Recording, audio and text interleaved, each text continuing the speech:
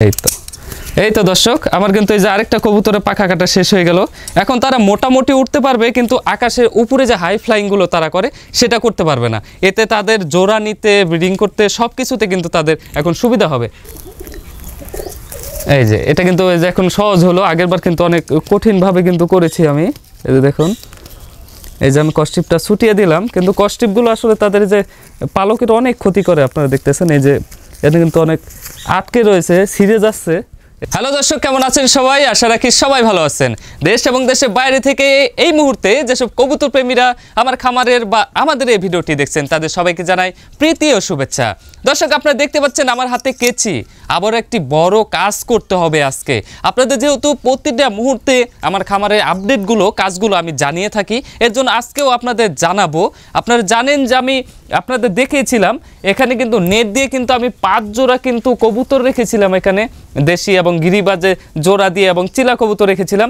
তাদের কিন্তু 6টা করে পাখা আমি বেঁধে দিয়েছিলাম। কিন্তু কিছুদিন যাবত আমি একটা জিনিস লক্ষ্য করতেছি, তাদের পাখাগুলো বাঁধা থাকার কারণে তারা সবসময় নিচেই থাকে এবং তারা ঘরে যাচ্ছে না, ঠিকমতো জোড়া নিচ্ছে না। এটা কিন্তু একটা বড় সমস্যার বিষয়। এর জন্য এর আগে কিন্তু আপনাদের দেখিয়েছিলাম যে পাখা কেটে দেওয়ার কারণে তারা উড়তেও পারতেছে, তারা জোড়া নিচ্ছে, ডিম বাচ্চা করতেছে। কিন্তু 6টা পাখা বেঁধে দেওয়ার কারণে তারা কিন্তু মানসিকভাবে ভেঙে পড়তেছে। এবং দেখুন আপনারা, এই যে এগুলো কিন্তু নিচেই বসে থাকে এইভাবে সারাদিন, এরা কিন্তু ঘরে যায় না, শুধু রাত্রে ঘরে যায়, তাও মাঝে মধ্যে ধরে দিয়ে আসতে হয়। এবং তারা ঘাপটি মেরে মন খারাপ করে বসে থাকে। এটা আমার জন্য খুবই দুঃখজনক, কষ্ট লাগে আমার দেখে।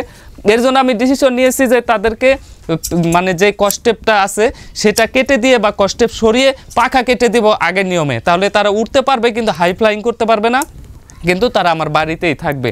এই যে দেখুন এখানে কিন্তু চিলা আছে, তারা কিন্তু তাদের মধ্যে মিল মহব্বত করতে চায়, ব্রিডিং করতে চায়, কিন্তু যে সে যদি নিচে থাকে তাহলে তো আসলে তারা খুব সহজে সেটা করতে পারবে না। তো আমি আরও কিছু কাজ আছে দর্শক এখানে, সেটা আমি পরে করতেছি। আমি প্রথমে যেহেতু ঘরে রয়েছে 1-2জন, আমি তাদেরকে দেখতে চাই তাদের কি অবস্থা, তারা জোড়া নিয়েছে। এই যে তাদের 2জনেরই কিন্তু এই যে দেখুন পাখা বাঁধা, আমি চাইবো সে যেন বের হোক। এই যে দেখুন তাদের কিন্তু এই যে পাখা বাঁধা, আমি একটু ভালো করে ধরে নিই, অনেক শক্তি পা দিয়ে আসলে দিচ্ছে, ব্যথা দিচ্ছে। এটা হচ্ছে দেশি গোলা জাতেরই একটা মানে ক্রস বিটটিট হয়ে আসলে সুন্দর একটা কালার হয়েছে, একটু গিরিবাজের মতো দেখা যায়, কিন্তু এটা দেশি। এই যে আপনারা দেখুন এখানে কিন্তু 6টা পাখা কিন্তু আমি বেঁধে দিয়েছি কস্টেপ দিয়ে। এতে তাদের কিন্তু শারীরিকভাবে অনেক কষ্ট হচ্ছে। এর জন্য আমি প্রথমে কি করবো, এই যে দেখুন এখান থেকে কিন্তু এই যে কস্টেপটা ছুটিয়ে দেব, এবং ছুটিয়ে দেওয়ার পরে কিন্তু আমি আবার পাখা কেটে দেবো আগের নিয়মে যেভাবে আমি দিয়েছিলাম। অনেকে বিতর্কিত করেছেন যে এইভাবে কেউ পাখা কাটে না, আপনি কবুতর সম্পর্কে জানেন না। আসলে আপনারা ভালোভাবে একটু জেনে নিন যে এই পাখা বাঁধতে হলে যদি আমি কস্টেপ দিয়ে বাঁধি, তাহলে এদিক থেকে বাঁধলে তাদেরকে বাসা চেনানোর জন্য বা জোড়া দেওয়ার জন্য, কাছাকাছি রাখার জন্য ঠিক আছে।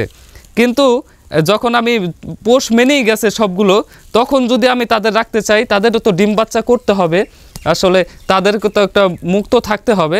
এর জন্য এই যে আমি কিন্তু এখন এই যে কস্টেপটা খুলে দিচ্ছি। একটু সময় লাগবে দর্শক, অবশ্যই সাথে থাকবেন, পুরো প্রসেসটা দেখবেন, তাহলে আপনার খামারেও কিন্তু আপনারা এই প্রসেসগুলো করতে পারবেন। যেহেতু আমি আসলে একা ধরে এটা খোলা খুবই কষ্ট হচ্ছে, আমি চেষ্টা করতেছি। এই যে এটা কিন্তু এই যে এখন সহজ হলো, আগেরবার কিন্তু অনেক কঠিনভাবে কিন্তু করেছি আমি। এই যে দেখুন, এই যে আমি কস্টিপটা ছুটিয়ে দিলাম, কিন্তু কস্টিপগুলো আসলে তাদের যে পালকের অনেক ক্ষতি করে। আপনারা দেখতেছেন এই যে এটা কিন্তু অনেক আটকে রয়েছে, ছিঁড়ে যাচ্ছে। এই যে একটা কিন্তু খুলে গেল দর্শক, এটাই হচ্ছে সমস্যা। এবং পরের আবার কিন্তু আগের নিয়মেই কিন্তু এই যে এখান থেকে 3টা, এখানে কয়টা রেখেছি যেন, 2টা রেখেছি, তাহলে এখানে 2টা রেখে পরের 3টা আমি এখন কেটে দেব। এই যে দেখুন এই যে কেটে দেওয়া হচ্ছে, দাও এখান থেকে কেটে দাও, হ্যাঁ দাও কেটে দাও। এই তো দর্শক আমার কিন্তু এই যে আরেকটা কবুতরের পাখা কাটা শেষ হয়ে গেল। এখন তারা মোটামুটি উঠতে পারবে, কিন্তু আকাশের উপরে যে হাই ফ্লাইংগুলো তারা করে সেটা করতে পারবে না। এতে তাদের জোড়া নিতে, ব্রিডিং করতে সব কিছুতে কিন্তু তাদের এখন সুবিধা হবে। যাকে একটা গেল, এই যে এইটার ভিতরে কিন্তু আরেকটা আছে, একে আমি ছেড়ে দিলাম, ও কিন্তু ওর জোড়ার কাছে চলে গেল, কিন্তু ওর জোড়াকেও কিন্তু আমার কিন্তু মুক্ত করে দিতে হবে। এরকম করে কিন্তু দর্শক অনেকগুলো কবুতরকে আজকে আমার কাজ করতে হবে, অনেকগুলো কবুতরকে আমার মুক্ত করে দিতে হবে। এবং তারা দেখুন সারার সাথে সাথে কিন্তু তার জোড়ার কাছে গিয়ে কিন্তু সে তার অঙ্গভঙ্গি দেখাচ্ছে। এটা হচ্ছে দেশি গোলার একদম ফকফকে সাদা একটা কবুতর, এবং এর চোখগুলো যদি দেখেন অসাধারণ চোখ। দেখুন এক পাশেরটা পুরোটা ব্ল্যাক এক পাশেরটা একটু ব্ল্যাকের সাথে একটু রেডের একটা শ্যাডো আছে, সাইডে একটা বর্ডার আছে। তো এটাও কিন্তু আমি একই নিয়ম এখন কেটে দেবো। এই যে এটারও কিন্তু অনেকগুলো পাখা এখানে বাঁধা, দেখুন সে কিন্তু ওইভাবে তার শরীরের যে একটা অনুভূতি সেটা পাচ্ছে না। দর্শক একে একে কিন্তু আমার মোটামুটি 7টা কবুতরেরই পাখা কাটা শেষ। আসলে অনেক সময় লাগে, আরেকজনের হেল্প নিতে হয়। এটা হচ্ছে শেষ কবুতরটা, এটাও আপনাদের দেখিয়ে দেই সঠিক নিয়মটা। আপনারা অনেকেই কমেন্টে ঝড় তুলে দিবেন যে মুকুল ভাই বা আপনি কবুতর পালন জানেন না, সঠিক নিয়ম জানেন না। আপনারা তো বলবেনই শেষের দিক দিয়ে বেঁধে দিতে, শেষের দিক দিয়ে কেটে দিতে। আমি তো চাচ্ছি না তাদেরকে আসলে উড়তে বাধা দিতে, তারা যাতে উড়তে পারে। আমার এখানে সবগুলো কিন্তু আগের নিয়মে কাটা, তারা উড়তেছে, ডিম বাচ্চা করতেছে, এটা হচ্ছে মেন বিষয়। এই যে আমিও কিন্তু এই যে আবারও এই যে কেটে দিচ্ছি এটার এই যে এই পাশের 3টা পাখা, এই যে দেখুন, তাহলেই কিন্তু সমাধান হয়ে যাচ্ছে। এখানে কিন্তু আর সমস্যা নেই কবুতরের, তারা উঠতে পারবে। এইটুকুর জন্য তারা হাই ফ্লাইংয়ের যে প্রেশারটা দরকার পাখায় সেটা পাবে না। এই যে এটারও কিন্তু আমি এই যে এখন কেটে দেবো।